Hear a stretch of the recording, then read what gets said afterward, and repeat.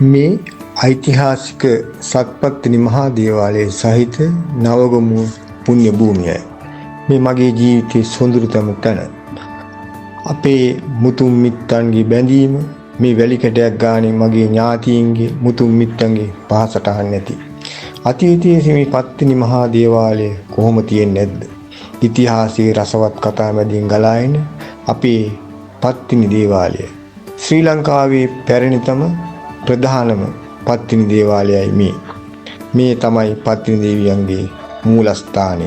පත්තිනි මෑණියන්ගේ පිහිට, එතුමියගේ බල පරාක්‍රමය ගැන අපි ඉදිරියට කතා කරමු. නවගමුව දේවාලය හා ඓතිහාසික උරුමයක් ගැන අපි ඉදිරියේදී රසවත් තොරතුරු ඔබට ගෙන එන්න බලාපොරොත්තු වෙනවා.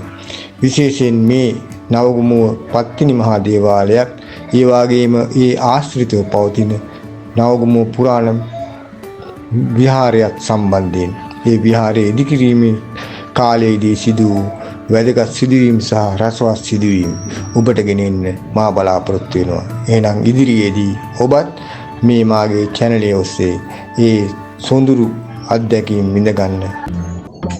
ජය ශ්‍රී. මම ධර්මශ්‍රී.